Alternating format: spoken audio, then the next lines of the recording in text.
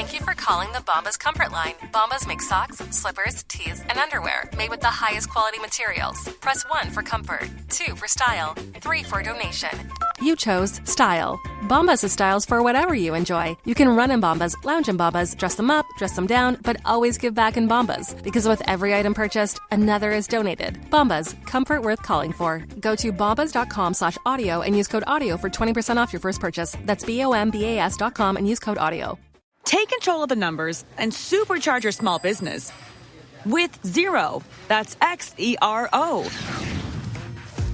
With our easy-to-use accounting software with automation and reporting features, you'll spend less time on manual tasks and more time understanding how your business is doing. 87% of surveyed U.S. customers agree Xero helps improve financial visibility. Search Xero with an X or visit Xero.com/ACAST to start your 30-day free trial. Conditions apply.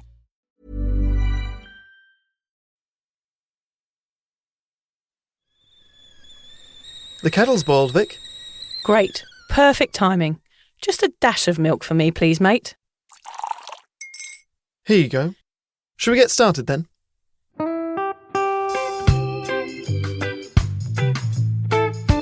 Have you ever woken up on a Sunday morning and said, I'm never drinking again, and then found yourself waving $50 at a barman by happy hour? Are you wondering why everyone else can stop at 1 while you head to a dodgy after-party with a weird bloke called Disco Dave? If so, it might be time to take a deeper look at your relationship with your reliable social crutch, alcohol. On each episode, we'll investigate our own dysfunctional dealings with booze and find out if it's possible to stop this deeply ingrained habit before things get too messy. Yep, we're going to open up a shame shed of humiliating drinking stories to help you understand why waking up from a booze coma each weekend with a kebab sticking out of your top pocket might actually be negatively impacting your health. Hamish and I are here to delve into what it's like being sober, an unwanted warts and all look into why giving up those cheeky pints or putting down those mummy wines will make you feel happier, help your anxiety and mental health, and turn you into the most sparkly, authentic version of you. Won't that mean I become boring though, Vic? Well, Hamish, we'll just have to wait and see. I'm Victoria Vanstone. I'm Hamish Adams-Cairns. And this is Sober Awkward.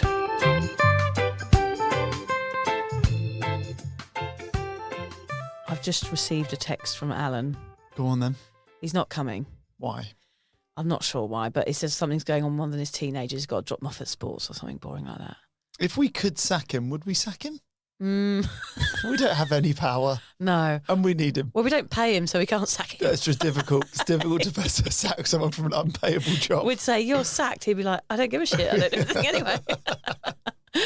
Yeah, I bet he was a naughty teenager, don't you reckon? Could he be more miserable than he is now? Imagine Alan going through those moody teenage years. Maybe he's still a teenager. I bet he had long hair. He used to sit in his bedroom a lot. Yeah, a lot of Linkin Park. Yes. A lot of holes in his walls, just smashed them out when his. Has he got siblings? He probably has siblings. Yes, he does. Yeah. Yeah. There's probably a few holes in the wall. Yeah.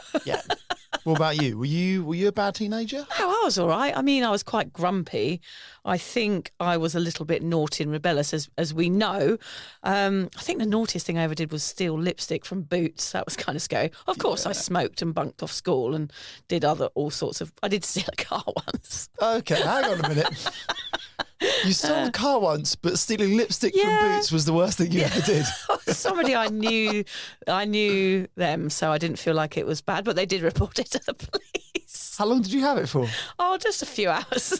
Did you go joyriding? No, I did, and I stole the permit off my mum's car, and I got in more trouble for that because the car that I had actually stolen off my mate didn't have a permit on it. Oh, so you put that in. So I stole my mum's permit, and then I got stopped by the police, and it had my mum's permit on it, and I got in big trouble for that. Oh my God! So yeah. what I don't think I've ever spoken about this. How is this? How is this not the first thing we spoke about before Boots? Well, because I didn't really get in trouble for it. I always thought it was quite funny that I'd got away with it and I'd just stolen someone's car for a couple of hours and got in trouble with my parents. But I just thought it was quite funny. So you're more trouble from your parents than from the police? Yes. The police, I didn't get any trouble at all. I just said it's my friend's car and here's my permit. But then they called my mum and said, I was really young. I just thought it was hilarious. So there you go. How old? 18. Okay, so you at least had a driving licence. Yeah, I had a driving licence, yeah. That sounds pretty bad now. But I did steal a lot of sweets from people's satchels at school as well. No one cares about the sweets that you stole. You nicked a car. Basically, it wasn't really a car. I wasn't like joyriding in a hoodie at night down the motorway. You're like Grand Theft Auto. You just stole cars. No, I was just kind of driving around the countryside laughing with my other mate. It was kind of a joke, but yeah. It doesn't sound very funny now, does it? What about you? Were you naughty? I don't want to tell you mine now. You stole a car. Yours are going to be like, I stole an orange of Mr. Peterson next door. Yeah. So mine, I was actually all right as a teenager. I wasn't too bad. I mean, obviously boozing at school. I was at boarding school. So like the quest to get booze took up most of our thought process. Yeah. So yeah, there's a lot of stealing, drinking booze in woods and hiding it under our beds. But where did you get the booze from?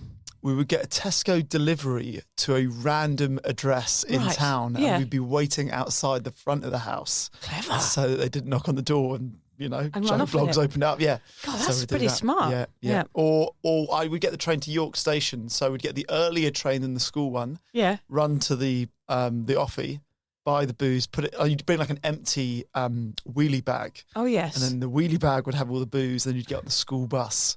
With the wheelie bag. Yeah, that was it. Yeah. What have you got in there, young Hamish? Yeah. So there's a lot of booze at school. That was probably one of the things. I did a French exchange, which was kind of a cop-out because I can speak fluent French anyway. Yeah. But we got to go to Paris for like 3 weeks.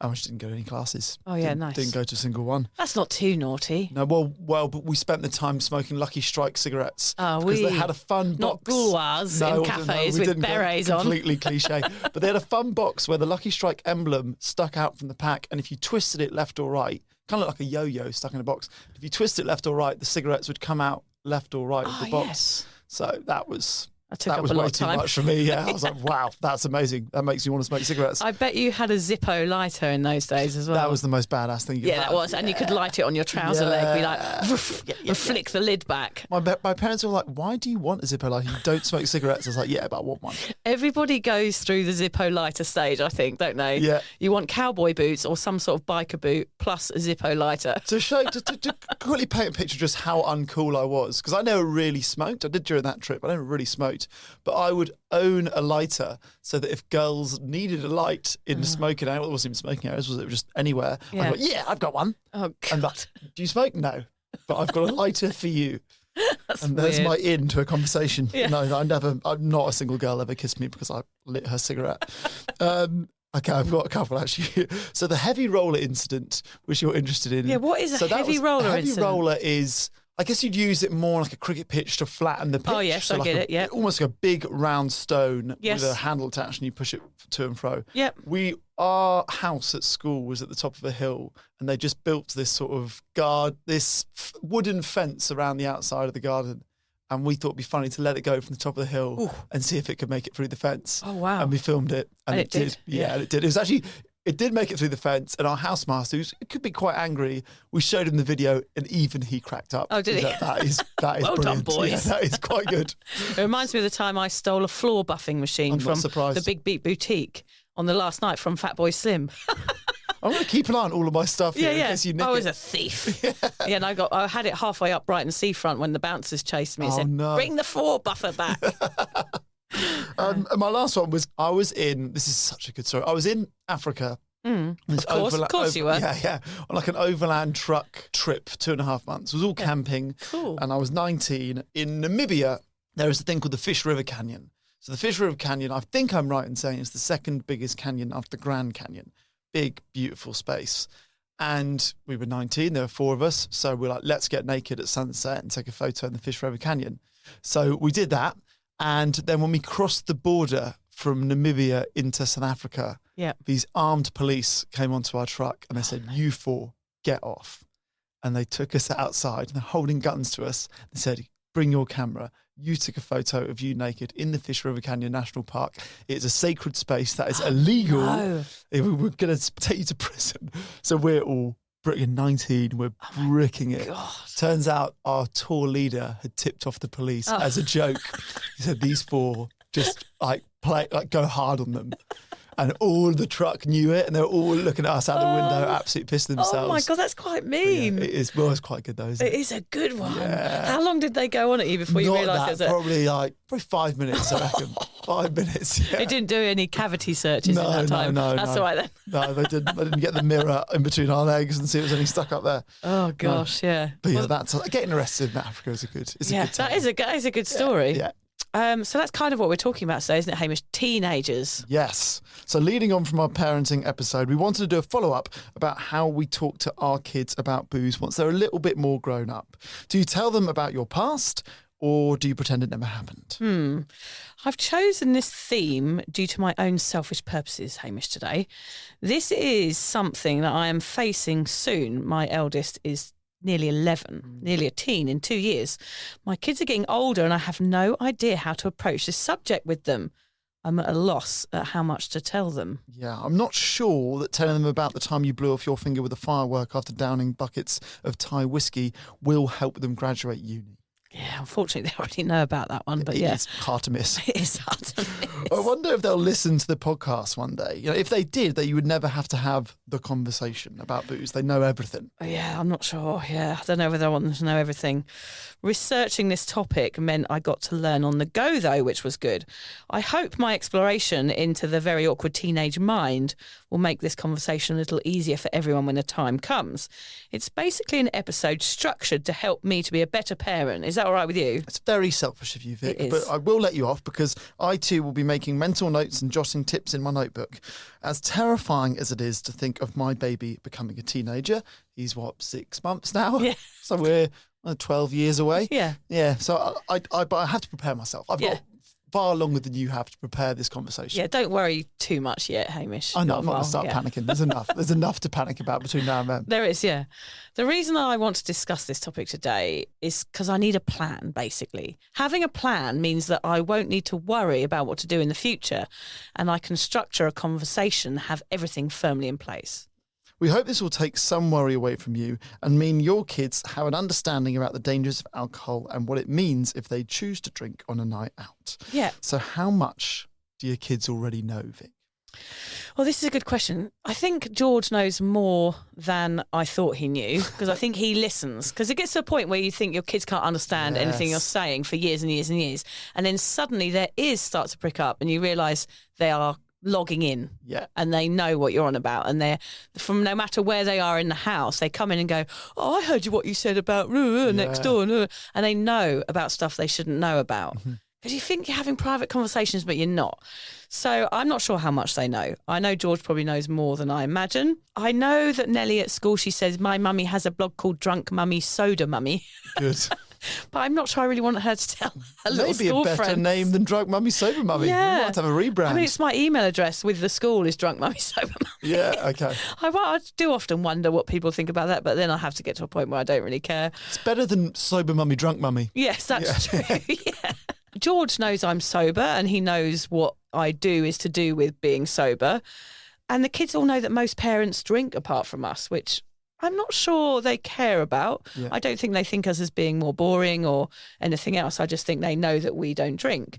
George knows that drinking made me unwell. Whenever he asks me about it, I do say drinking made me feel sick, and that's why I stopped. It made me not be such a good mummy. I think he does know that. That's good. That's a version of the truth. Yeah, That's it's kind good. of the tip of the iceberg, isn't it? And I think that's all he needs to know for now.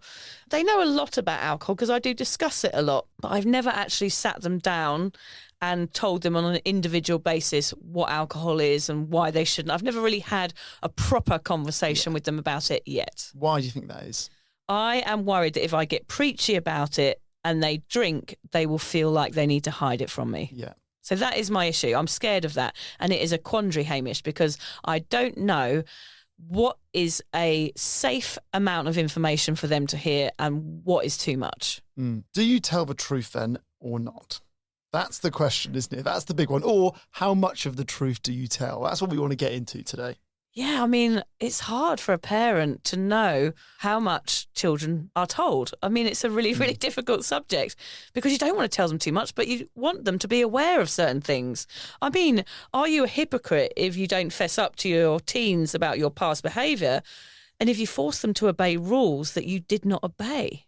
Or are you sanctioning behaviour on their part if you do tell them about your past with warts and all? Oh, warts and all, I don't know. Yeah, God, it's a bit much. So, Vic, let's discuss the first option. Pretend you never touched a drop, that you attended church each Sunday and did flower arranging in your spare time as a teen. Basically, lie to the kids and pretend none of it happened. Oh, yes, I'm definitely up for that. That sounds like the ideal situation, I reckon, Hamish, don't you? No. Lying to the children all day, every day? Yeah. That's what you just do already when you tell them how much you love them. Yeah. Or that you love them all equally. Yeah. I do love them all equally on different days. So I always say to them, yeah, I do love you all equally, but there are days when I love one of you more than the other. So it all levels out in the end. Yeah, that's fair. Yeah, I'm enjoying the fact that I do have a favourite child now. Yes. I don't know if I can still say that once the second one comes along. My grandmother always used to say to my dad, you'll always love your firstborn more. And my dad is the second child. Yeah, so lying is definitely my favourite option, Hamish. This is the one I'm going for. Denial. I love a bit of denial and lies. Perfect. Can we just stick to that? Is that all right? Can we end the podcast now? That's it. Thank you very much for listening. Go out there and lie to your kids. Yeah, Happy Christmas. that's our advice. Yeah. Unfortunately, I'm not going to allow you to do a runner just yet, Vic.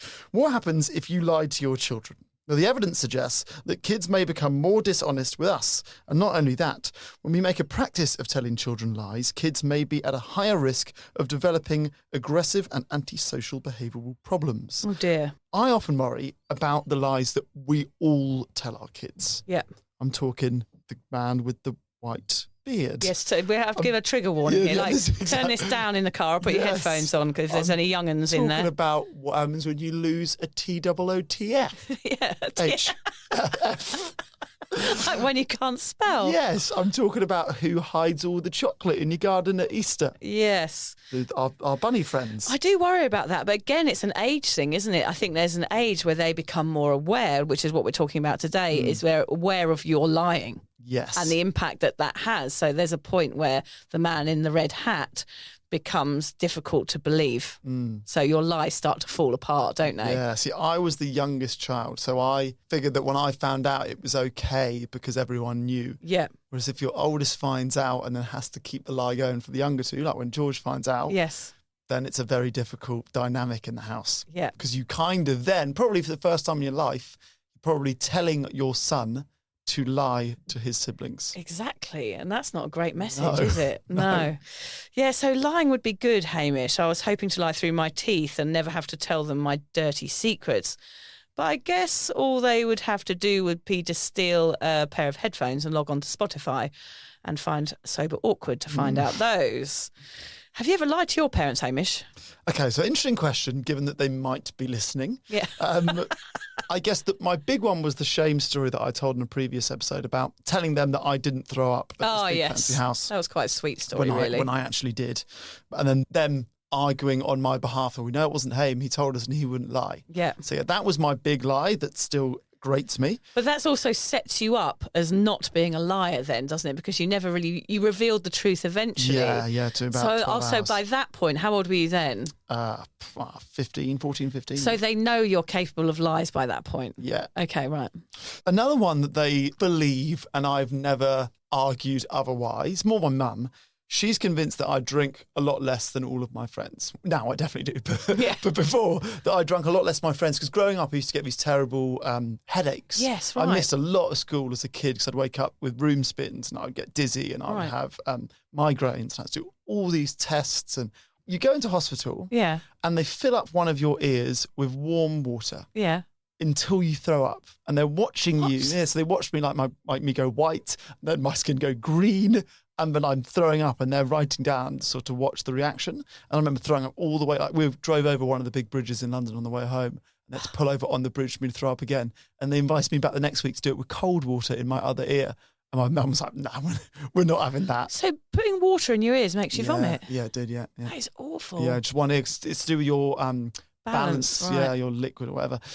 So yeah, I was always sick as a child. Yeah. And as a result of that, I think my mum thought that maybe drinking affected me more, or hangovers affected me more because I've always had these headaches. And so she sort of thinks Haim doesn't drink like the rest of them drink. And I've never argued. I'm happy for her to believe that. So it's not a lie, but I'm not correcting something that's not necessarily true in her mind. Yeah, and if she thinks of you as the good boy, that's always going to be beneficial for you, isn't it? Yeah, it only has good outcomes for me. Yeah. And what did they discover was the reason for the headaches? Small brain? That was it. Tiny brain. Like a tiny little, All like a of my walnut. blood just going to my huge cock. That was the issue. Just Walnut. lightheaded all the time. Especially when you were excited. Yeah. Very attractive female nurse did the test and thought, this is it. Yeah. This is it. Didn't have to put water in your ear that time. Oh dear. Yeah. What about you? I don't know really. I was trying to think about this one. My lies as a kid were very minuscule. They were like small things. I mean, I've said that, but stealing a car came up. You're lying to yourself here, Vic. Yeah. Well, my first one was I used to lie because my mum used to make us all of these weird foods because she loved cooking. So she'd test out, we were like the guinea pigs, and she would test out all of her weird concoctions on us as growing up as kids. Yeah. And one of them, I just remember it clearly, was the rice pudding. She'd made this disgusting rice pudding. And I just remember eating it and then spitting it in the toilet and coming out with my bowl going, oh, yes, it was lovely. But I used to do that a lot. Okay. Lying for good manners is an okay lie to tell. And she used to cook some awful things, so I used to have to always learn to lie about them. I told them once that I was going to a disco and I was going to a rave. Yeah, okay. When I was about 14, which they did find out about. Well, a disco and rave, that's sort of the same thing. Yeah, sort of. Disco at the Village Hall, massive rave in London. Yeah, A little bit different. Yeah. I lied to them about blowing my finger off. What did you for say? many, many years. They've only found out recently by listening to this podcast that... What? Yeah, because I told them it was somebody threw a firework at me. Yeah, because for insurance purposes, that's what I had to say. I was too embarrassed to tell them that I'd actually lit it myself. Yeah. And actually, we haven't really had a discussion about it, but they've listened to this podcast and they must know that now that I'd actually blew it off myself when I was drunk. But the whole story for years and years and years was that some random stranger threw one at me. So yeah, I still feel bad about that. I think if I was going to lie about that, I would have done a better lie. Yeah. Like a child ran in front of a car and I threw myself in front of it. Yeah. And my finger fell off, but the child I walked just away ran safely. over one very tip of my finger. Yeah. I often told so many like small little white lies just about not doing homework and little things like that, where I'd been, or if I'd been drinking booze with my mate next door or smelt of cigarettes, I'd lie and say that, oh, her mum smokes or something like that. How many of these did they cotton on to? Well, I think they were pretty, they seemed to believe me most of the time. Okay. Yeah. I don't know whether they just assumed that they were all lies and just let me get on with it. I don't really know. But I never really wanted to disappoint them, so I just kind of kept on lying until they found out. But I did always get caught out. They did find out. I mean, if some kid comes in smelling of cigarettes, the parents must know. I realise that now, but at the time I thought I was kind of winging it and getting away with Just it. covered in links. Yeah. And chewing gum. Yeah. And I just always used to break things and lie about that, and they always knew it was me. So just generally, I don't think they trusted me. Okay. Yeah, me too. Yeah, our kid lies never really worked. But what about parent lies? Apart from your dodgy past, are there things, apart from your car thieving past, are there things you currently bend the truth about? To my kids? Yes, that's what I'm talking about. I basically lie quite a lot to my kids, which isn't correct. But there are some times you've got to survive. You've got to survive, man. Happy mum, happy child. Exactly. I tell them often that the park's closed, which I say that there's work being done, or the workmen are there and the swings aren't working. Okay. I hate going to the park. All right. Yeah, I can't be bothered to push them on a swing and say, well done, going down a slide. After the first child, it's like, oh, well done, darling. Third one, it's like, can you push me on a slide? No. Yeah. I just cannot be bothered. Yeah. You can judge me all you like, listeners, but I am being truthful. The other one I lie about is the man. Tell me about the man. So if they're being naughty, I say, the man's coming. Okay. And the man is like somebody who doesn't exist, like a sort of devil. Yeah. Like a scary, I just imagine this kind of scary, big, hairy man. Yeah, like Hagrid. A bit like John. Yeah. And I say... John's not that hairy. Yeah, he's Not a lot of hair on his head. Not on his head, no, but his body is very, very hairy. Have you not seen his hairy body? No. Oh, he is like a thick fur man. Is he? Yes. Okay. He's massively furry. He's like a carpet. It's a tall version of John. Tall version of with John. hair on his head as well. And more aggressive looking, yeah. So the man is somebody I lie to my children about, say, if you are naughty now, the man is coming. And sometimes I point like I can see him. Say, the man's coming, the man's coming. And does that still work on them? All three of them afraid of the man? No, the littlest only works went up until about 4. Yeah, and they caught on. Because they really freak out. Yeah. And they don't know who the man is either, which makes it even worse. Yeah. I often tell them that Santa won't come if they don't brush their teeth. Yeah, I think that's... Is that allowed? Yeah. I think only in December, I would say. Yes, You can't be using that in June. True. Yeah. I say that I'm going home without them quite a lot. If they're at the park or if they just won't get in the car and they're being annoying, I'm like, right, I'm off. I mean, all parents do that one. Have you ever dropped them off in the car halfway through a car journey? No.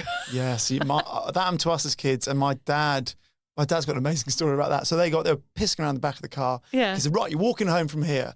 And he kicked them out of the car. So it was my dad and his brother. Oh, yeah. And my uncle, who's older than my dad, sat on this bank just crying for ages. No. And my dad very happily sat down and started making daisy chains. Oh, yeah, loved it. Really happy, yeah. I think in the old days, you would probably drop off your kids somewhere and leave them for a couple of hours. I think now people would just be too You wouldn't even do it paranoid as a threat. You wouldn't pull over the car and be like, right, get out. No, I wouldn't want to scare them that much. Okay. The man is enough, I think. That's your line. Sometimes I tell them that the tune on the ice cream van means they've run out of stock. That is brilliant. Yeah. So, yeah, just so that they think there's none left. That's bad luck again. Yeah, bad luck is finished. Just as he'd come round the corner, look, it's just come on. They've sold out. Yeah, pretty mean, but necessary, I would say. Yeah, you can't afford ice cream every time it comes past. No, exactly. That's fair. Bloody drives past all the time, that thing. What lies do you tell, Hamish? I suppose with Sunny, you can't tell too many lies. Yeah, with Sunny, it's still too soon, really. But I do have an absolute jaffer of a lie that I used to get told from my parents. Yeah.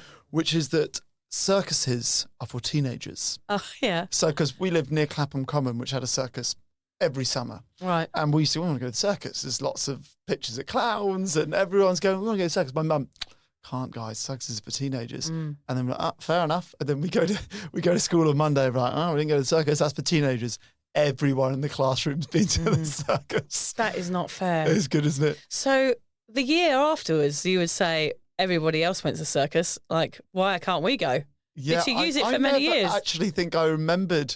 I don't think I remembered it long enough to get in the car that night and be like, everyone went. What the hell? Yeah. It was like next year, like, can we go to the circus again? I'm the only 13-year-old in there. 3-year-olds crying at lions. Yeah. Here's one, and this is more of a lie to my wife that I've thought about doing, but I haven't done yet. Okay. I thought about not telling her that I've finished work yet in order to leave the office and get some other work done, like my own admin and stuff, at a cafe near home instead of coming straight home. Because when you come home, then it's on. There's no time to actually do things that I need to do. So I'm either at work or at home. I can't get things done. And I feel guilty doing stuff at home when she's like needs help with all the things that we do at home. How long would you be in the cafe for? I don't know. Would you have a cronut while you were there? I would like a cronut. Yeah. Anytime. I would say the actual act of doing work in a cafe is okay, but I would say it depends on what you eat while you're there and if I'd be jealous of it. Okay, that's fair. Yeah. But one of the reasons I can't do that is she does track my phone. Oh, shit, yeah. Yeah, she is a psychopath. Blocker. I know. Well, weirdly, when I bought her engagement ring, I did have to block her. Oh, yeah. I block her, so otherwise she knew I was at the jewellery shop. Oh, yeah. So, yeah, I did block her there. And I can see myself beginning to tell more white lies because I'm not brave enough to say no to things without an excuse. Okay, yes. So I think that is going to be my go-to because I'm better at saying no now, and you can use the baby as the excuse. Yes. But I'm still not good at it. So I feel like if you said, do you want to come for dinner? I can't just go no. No, okay. I have to have an excuse, and there aren't always excuses, so I'll just make up excuses. And if you did say no, I'll just be like, well, what's your fucking excuse, mate? That'd Come be on. it. And I've got to think on the spot really quick. My Pressure's on. child's got diarrhea. I'll be like, what? That is a total lie. I know you now. In fact, we're revealing a bit too much in this podcast today, aren't we? Because we can never lie to each other now because we will know. And if I steal your car, if your car goes missing, you'll know who's got exactly it. Who's got it. I'll be wheel spinning out of your drive. See you later, losers. With my hoodie on. If you would like to support the Sober Awkward podcast, we're excited to announce that we've joined Patreon. Patreon is a membership platform which allows you to give back for the content you love. By buying Sober Awkward a cuppa once a month, we can keep the giggles coming and continue sharing our sobriety message. By joining Patreon, you get access to Sober Awkward merch, extra content, special promos and loads more. Just find the link in the show notes or head to patreon.com and search for Sober Awkward. And together we can learn how to feel the awkward and do it anyway.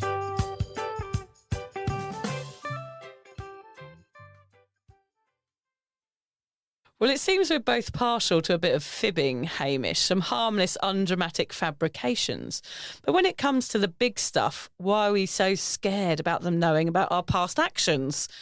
What are you worried Sonny will find out about you? Okay, so I'm not too worried that there's any specific thing that Sonny will find out about my past. But what I am worried about is the day that he realises I'm just making it up. Like the day I remember my parents, my dad used to make us call him Daddy my hero and Mummy my darling.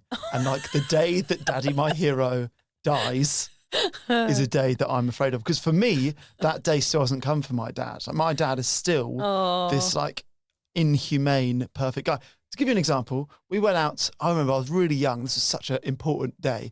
Really young, and Mum was away. So Dad was like, Dad can't cook. He was like, hey, Ferg, we're going out to fish and chips.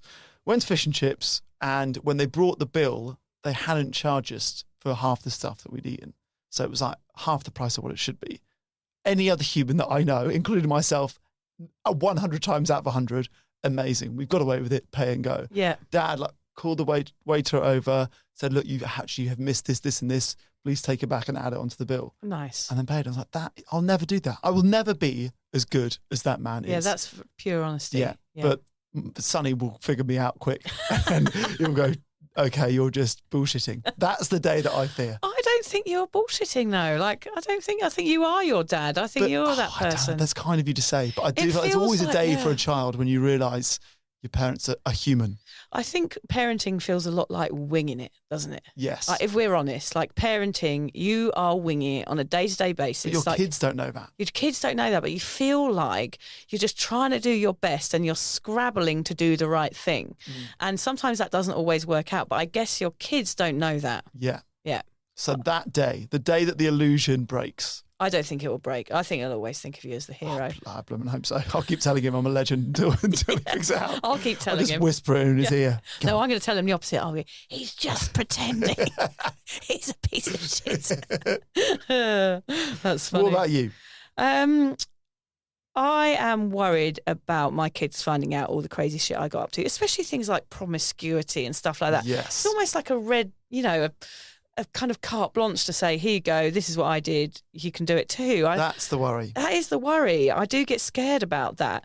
And I think they might think I'm a bad person and then I'm kind of influence on them. I do worry about all these things. There's a lot that I did that I'm not proud of. Again, I was under the influence, so I don't blame myself and I don't have any regrets. But at the same time, they're not things I want my kids doing. Yeah. So I want them to learn from my mistakes, but I'm not sure, as we've talked about, I'm not sure how I'm going to get that across to them. I don't know if that is how teenagers deal with information. I think when we were 15, if we found out our parents were party animals, we would probably have wanted to be party animals, or like thought maybe in some way that would do them proud. Yeah. Whereas now, if you found out, maybe you'd learn from a mistake. It's so true. I remember as a kid, there was always that one party house. I think we've mentioned it on the podcast before. There were some parents who would let you smoke spliffs in their living room. Yeah. And actually, the house that was as a kid, their son recently died of a heroin overdose. Wow. I totally agree with you there. If you are from that house where your parents are saying, yeah, it's all right if you smoke and drink and la, la, la, I don't know if the results of that are good. And that's almost like giving over everything you've done and saying it's okay. Whereas you've got to have some discipline with kids and you've got to show them the right path, I think. And that's, so therefore you do want them to know the truth, but it's just how do you sprinkle it on them without them being affected or doing the same thing? It's really hard. I hope that my kids don't get bullied at school because their mum has 9 fingers. That would be. I don't think kids are bullying about that. I worry that that's what I mean by that. I just mean that I hope if they do listen to this, or I worry that they might be embarrassed by me. Yeah, that is a big concern of mine. Like my email being drunk mummy, sober mummy. I do feel a little bit like, is that okay? And are my kids going to be ashamed of me? I think that either way, our kids are going to be embarrassed by us. Okay, good. Whatever we do, you like dancing. Yeah. Any parent that dances is going to be embarrassing to their kids. True. I don't think what you do for a job will be the reason they're embarrassed. Particularly given like what you do for a job is like a feel-good story. Like it's a success story. Yeah, I'm trying to make up for it a bit. Plus, most people's parents have dull jobs. Yeah. My mum was a podcaster and an author. Yeah. Sweet. Okay, Interesting to me. Okay, that's true. That's true. I'll go with that, Hamish. I like that. Yeah. I like podcasts and author. That makes me sound quite Intellectual. And TED Talker, we said A recently. TED Talk, Yeah. one day. Yeah. You never know.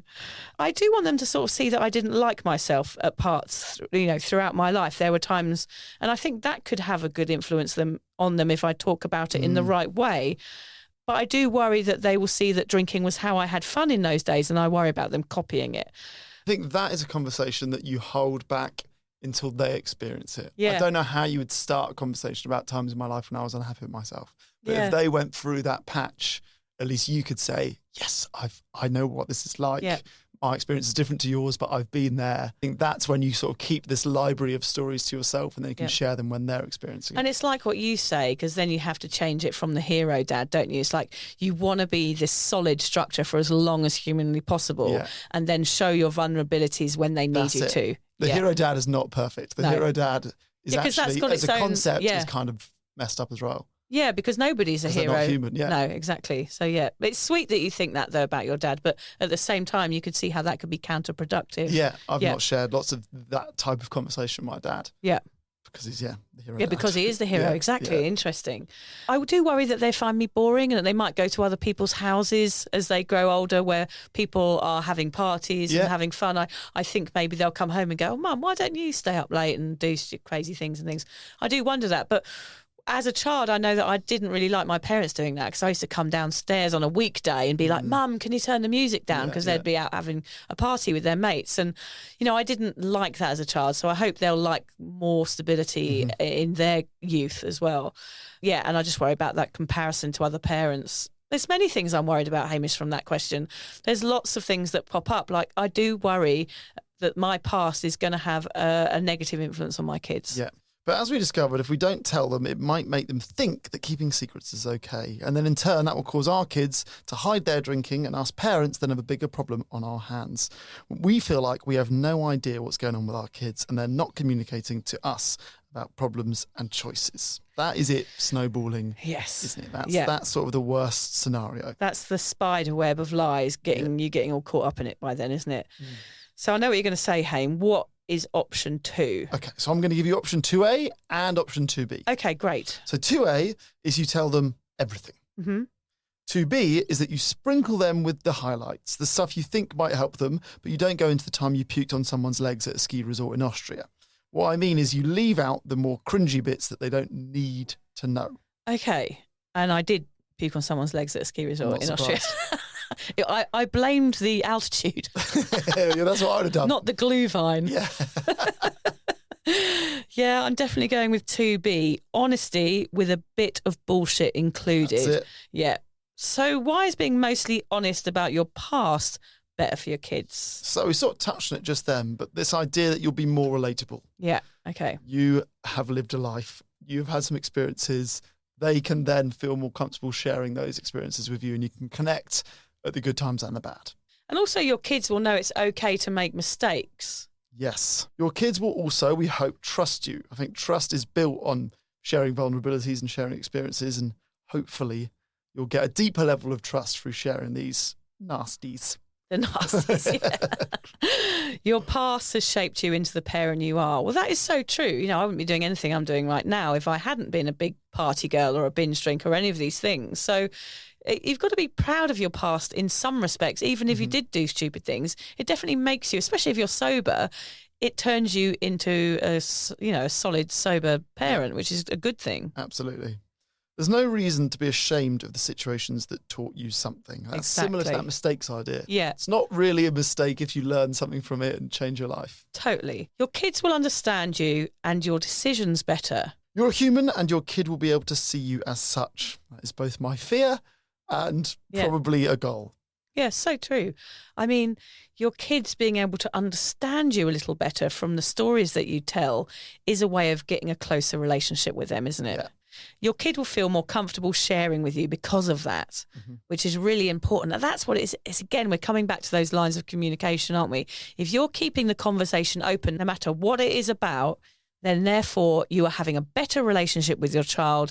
Therefore, they're going to be more open with you. And I think our generation will be the generation that starts doing that more than ever. I hope I think so. as close as we all are with our parents, we probably haven't had those conversations. No. And I think we're very aware of it, and we're not as stoic and as stiff upper lip as that generation. And we might even be the generation of oversharing with our kids, Probably, and then yeah. they'll correct it with their kids.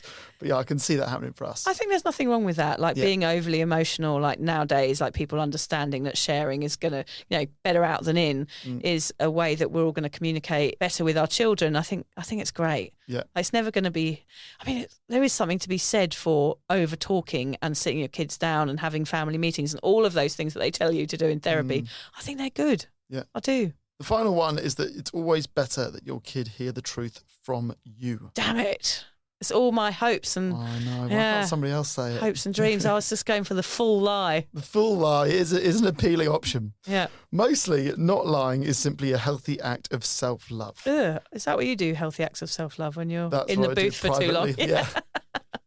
That's why your cushion's a bit sticky. Lying won't make you feel good. And if you don't feel good about something, your kids will feel that. We all know lying about stuff doesn't sit well, so stop it. Yes, stop it. Yes. I'm saying that to myself. Lose a lot of sleep over little lies that you've told. Yeah.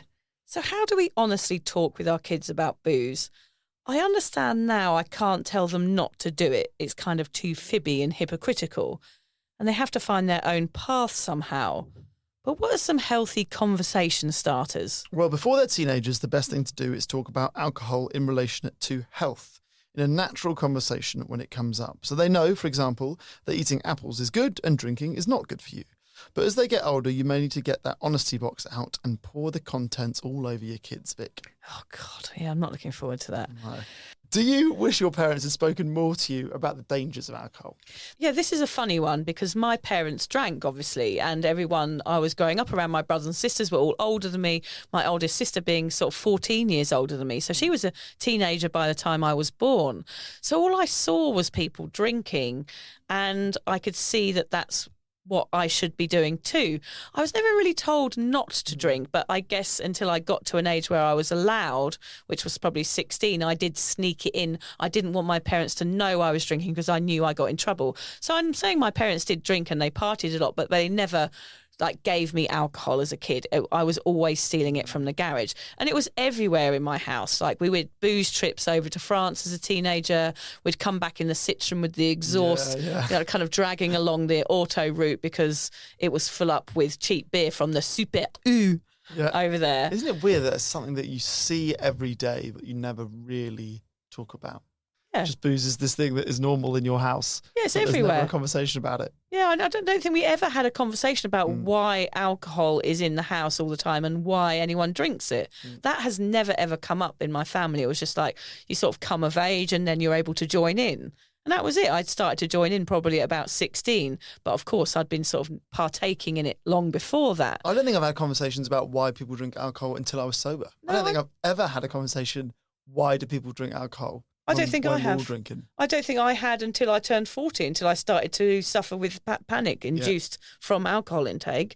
I never ever questioned it, and I never questioned my parents about it. I guessed I wasn't allowed to get drunk because your parents don't want you getting drunk. But I remember from a very early age, from 14, my parents picking me up from a birthday party and being sick in my dad's car and not getting in trouble for it. And them kind of going, oh, ha, ha, here she is, like joining the crew.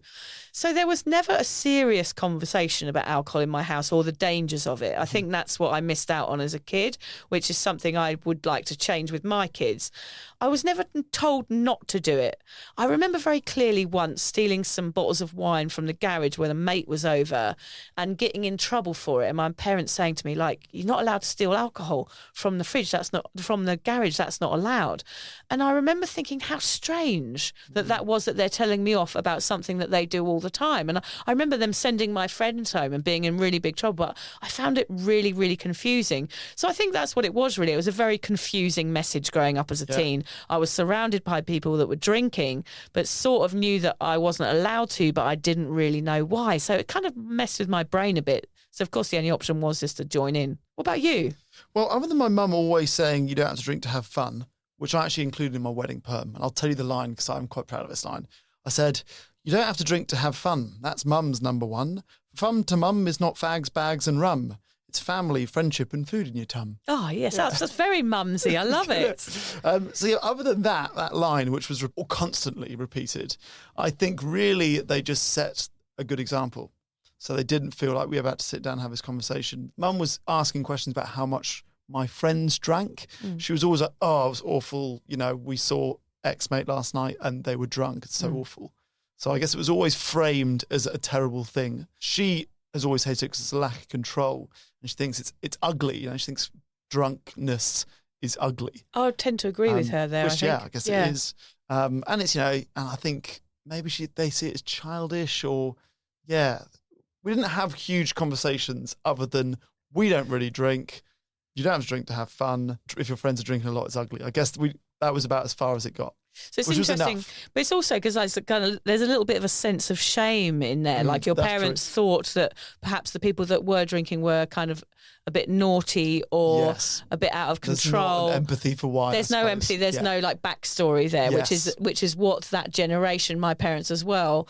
It's very, very different. Whereas my parents would have gone, oh, he's had a few and thought it was quite funny. Whereas your parents are like, oh, you know, scared for that child and like, oh, well, what's going on there?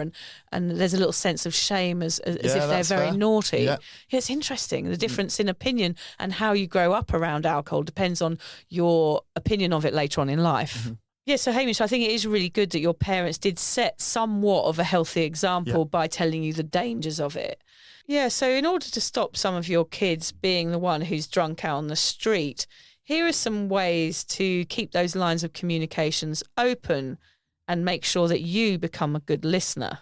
Yes, so you can keep setting a good example. If you're listening to this podcast, maybe sober, you might be sober curious, but you're definitely thinking about it, and you can just set that example. Even if your kids don't seem to be hearing what you say, studies show that parents really do influence teens' behaviours. Yes, so like true. George, he's listening more than you think he's listening. He is listening.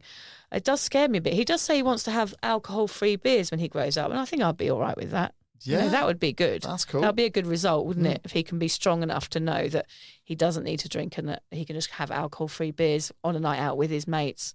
Talk with them about the good reasons not to drink. Things such as drinking as a young age can lead to alcohol problems later. Things like teens who drink are more likely to be sexually active earlier and to have unprotected sex. I think that actually might be a turn on. I'm like, sweet. Yeah. Alcohol means sex young, great. Don't tell teenage boys that one. Don't do that one. Don't do Undo that one.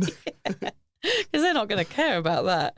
Teens who drink are more likely to have problems in school. Very true. I mean, my attention at school when drinking came on the scene, it was gone. Yeah. I didn't care about my education.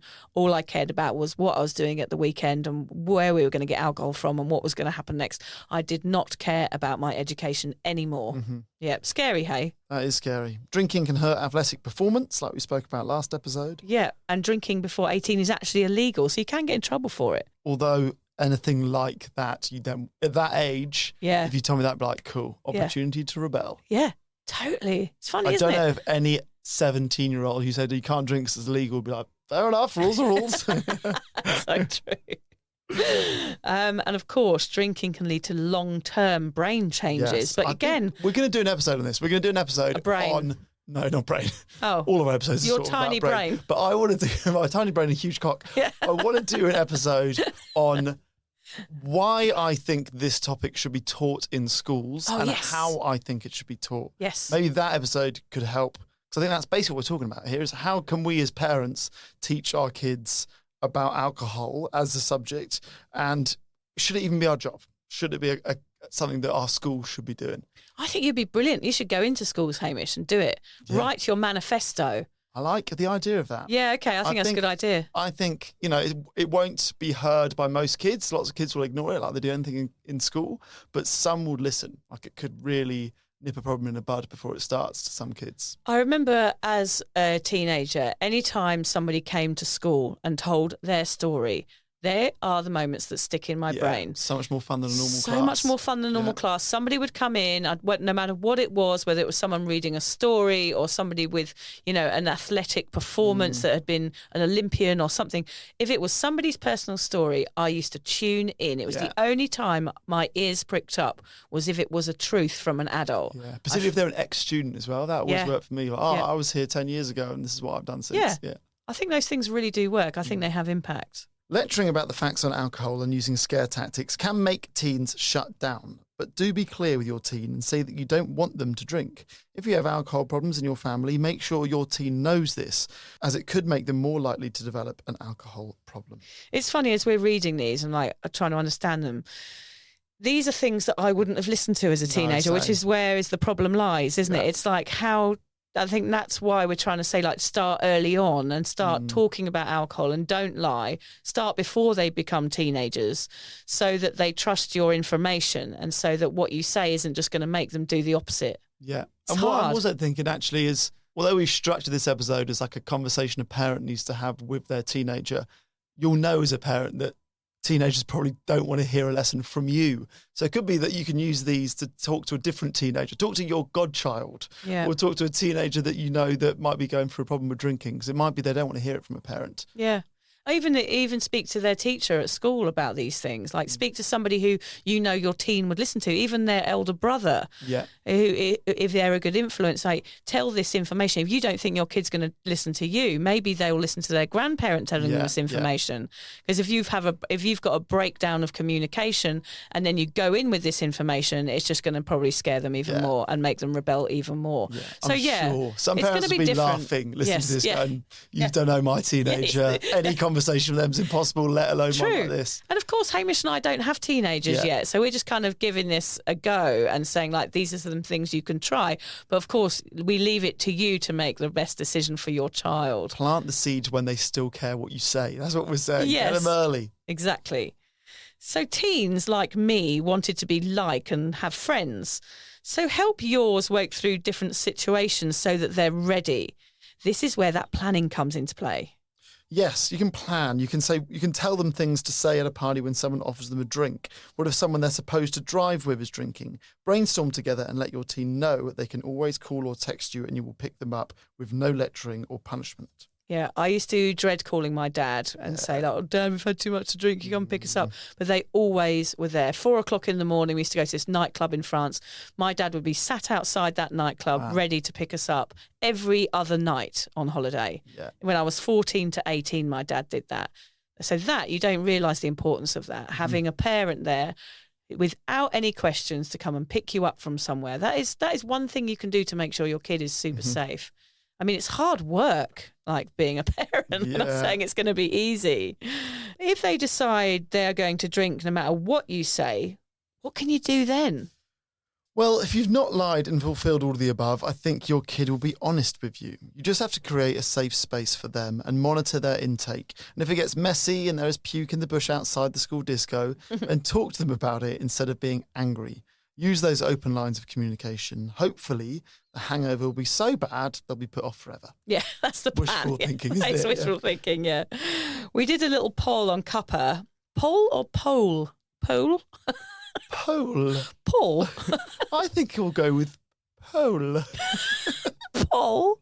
I did a poll on Cuppa and asked the members what they will do. So weird. 2% said they would tell them nothing. 46% said they'd be 100% honest. 31% said half honest with a sprinkling of bullshit. 17% said they'd talk about this topic rather than go into personal detail. So talk about alcohol as a topic rather than about their past experiences, which I think was a good one. 2% said waiting to see what happens. No point freaking them out if they're never going to touch the stuff. Which is a fair point. I do think our kids will be more aware of alcohol than we were. So 46% said be 100% honest. That's terrifying. That is terrifying. That was the majority said 100% honest. Oh, we love our Cuppa members. 50% of them. Look at them. 46% honest. That's a good number. Yes. Who are the other ones? I don't know. I might ban them. Although one comment underneath the poll took my breath away, and it's something we did not cover today. Anna said, "I'm not a parent yet, but I plan on telling them everything. I hope to show them there's nothing so bad that it's worth being ashamed of. Now, there we go. So what we're saying is are our pasts really something that we should be ashamed of or not? And I don't think mine is. I'm not ashamed of my past. So therefore, wouldn't I tell my kids? It's so true, because if it is about drinking, it was the booze that was making you act in that way, of course. So, and that's just what you did at the time. You didn't know any different. So we shouldn't really have any shame about it. And I definitely think if we're open and honest about it and share the downsides openly, we have a chance of changing the culture. Thank you, Anna, for that. That really was a highlight, that comment. No shame here about our past. Let's own that shit. Will you own that one night stand that you had with the guy with the wooden teeth, though, Vic? No, I'm not going to own that one. Okay, own all of it except for one night stands with wooden teeth-faced men. Yes. Okay. That's my advice. Clear. Is there anything else, apart from avoiding men with wooden teeth, Hamish, that parents can do? Well, parents are role models, even to teens. So set a good example. Regular, honest talks with your kid will help them make good decisions. What we are saying throughout this podcast is talk it out. Find a quiet space to share. Tell them your story. Leave out the really awful bits, but let them know how alcohol has impacted your life. Yeah. Oh, God, I feel like I have a plan now, Hamish, something in place. I'm basically going to be honest with a sprinkling of bullshit. 2B I'm going for. Will you be honest too? Not that any of your stories are as bad as mine. Yeah, I think I will be. I think you will be. I'm not too ashamed of any of it. I think it's how you present it. Yes, okay. It's not like, oh, silly old me, that time I stole a car. You know, it's more like I did really dumb shit. I think shame's a funny one. I think you could say I did really dumb, regrettable stuff. Yeah. That I do feel ashamed about. You could use that word if you wanted to. And it was because I'm drunk. Yes, it was because alcohol was in my life. If you want to drink, go for it. But here's some of the crap you've got in store for you. I think you would find it difficult to lie. I think you're that sort of character where you just couldn't do it. Yeah, you could see which through is my a good thing. face. Yeah, I can see you wouldn't be. You would shake and sweat. Yeah. No one likes a sweaty, shaky Hamish, do they? Maybe Liz. Oh God. So as Vic and I have discovered today, being honest with your kids about your past will allow them to be honest with you about their own choices. Yeah, and we shouldn't be embarrassed about the things we've done, because all those things made us the people we are today, sober parents that overcame an issue. So be proud, be honest, and tell a few white lies when you need to, like the man. Yep, fall on option 2B if all else fails. We hope this episode has helped you make a plan for your kids. We put this question out there to the Cuppa community, and the consensus is the same. Honesty is the best policy. Teens will do what they want to. You're supposed to be preparing them for life, but it's hard when they already know everything. You may not be able to control them all the time, but you can leave those lines of communication open so when they need you, you are present, available, and because you never lied, they trust you. Hopefully, with all the changes that are happening on the alcohol-free scene, Vic, our kids won't have to worry too much. By then, with all our hard work, our kids will know about the dangers of drinking booze and that being sober is cooler than doing the Rubik's Cube in under 6 seconds and finishing a game of Monopoly. I don't think I can do the Rubik's Cube in under 6 seconds. Or finish a game of Monopoly, no, ever. I hate Monopoly. Yeah. It's the worst. It needs a time limit. Well, no, actually, my son and my husband were playing it this week, and they've got a new version of it where they just whack all the money in the middle and then they kind of play for the money in the middle. But it's a bit like gambling. It's probably not good either. It's also it's such a painful death, Monopoly. Like you know you're losing for hours before you're actually out. There's no coming back from it. No, and with the Rubik's Cube, I just used to take all the stickers off and move them around. Yeah, I think most people did that. Yeah, after I'd stolen the car. Probably stole the Rubik's Cube. Yeah, I did. It's a 4-year-old looking for its Rubik's Cube in Brighton. Oh dear, oh dear. I've got the old quote actually. Go on. My father didn't tell me how to live. He lived and let me watch him do it. Isn't that lovely? That's great. Clarence Buddington Kellard. Thank you, Clarence. What do we know about Clarence? Nothing. I don't know anything about Clarence. All I know is that he had a father and his name is Clarence. Great. End. Goodbye.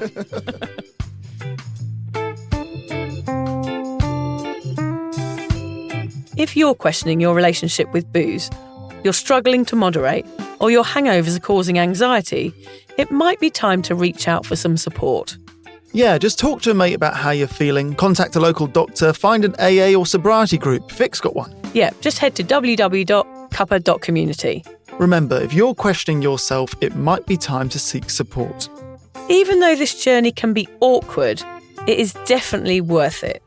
And if you've enjoyed the Sober Awkward podcast, don't forget to review it, rate it, and share it with your mates. They have to share it with their mates? Yeah, of course they do. I'm not doing this for nothing, Hamish. Bloody hell. How do they share it? I don't know, just write it on the document.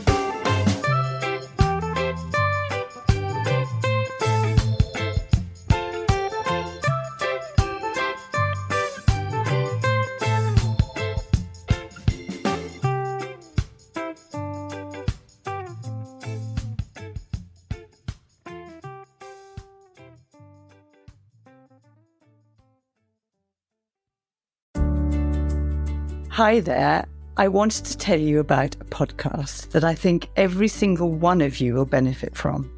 It's called Therapy Works, and it's hosted by me, Julia Samuel. I'm a best-selling author and psychotherapist. I invite you into my therapy room where I speak to either a known or unknown guest. Topics range from the difficulties of divorce, a life-changing illness, to the struggles of motherhood. Search Therapy Works now, wherever you get your podcasts, and subscribe to make sure you never miss an episode.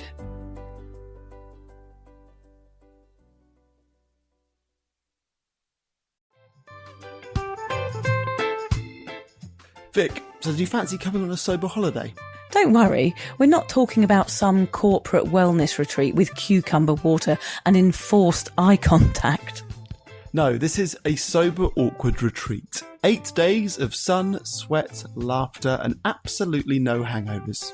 Yep, it's all happening in Thailand next October. Picture this: yoga at sunrise, writing workshops, ice baths, Thai boxing, and lots of awkward sober dancing under the stars. It's a proper holiday with proper weirdos. Our kind of people. Yeah. You'll meet legends who've also given the booze a boot and want to have fun without feeling like a social reject. Come solo or grab a mate. Bring your awkward, bring your sun cream. No pressure, no judgment, just a big, warm, sober hug in paradise.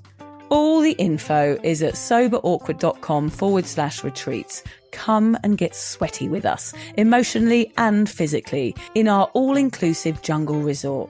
You'll start out as 15 strangers and leave with 15 new sober mates. I'm not sure I want 15 new sober mates, actually, particularly sober ones. Yeah. Oh, well, you're not invited then.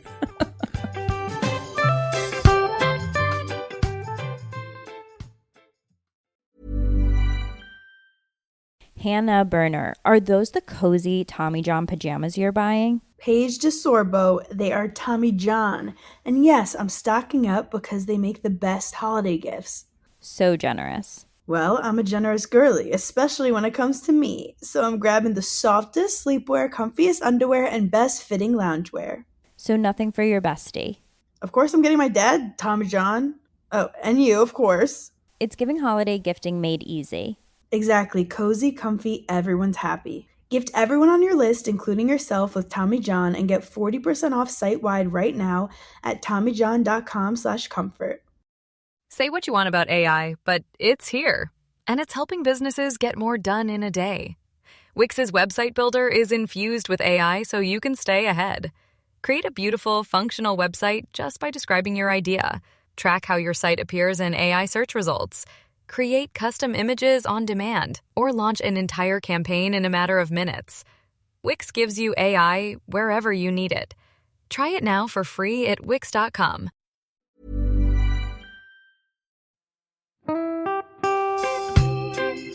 So, as you probably know, my comedy memoir, 1,000 Wasted Sundays, is officially out. All my magnificent fuck-uppery in one awkward hit. If you'd like to get your hands on a copy, it's now available from all good bookstores. We always say all good bookstores, don't we? Yeah. Are there bad No, it's bookstores? probably ones with moody sellers. Oh yeah, really Yeah. depressed librarian folk. Yes, Okay, yeah, good, yeah. good. So there are probably some, but we're only storing it in the good ones. It's only made it into the goodies. You can also get it from all good online retailers. The print version and ebook are out now, and the audiobook will be available in March. I've been writing my memoir for 5 years. It will make you laugh, cry and cringe, and hopefully inspire a few people to reconsider their relationship with booze.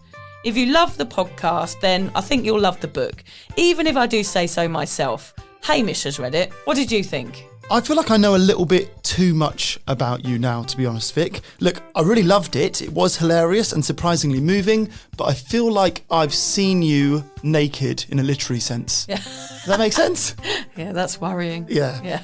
From an emotional point of view, seriously, it wobbled my teeny weeny wooden heart, Vic. Okay. My teeny little wooden heart. Well, his wooden heart is broken.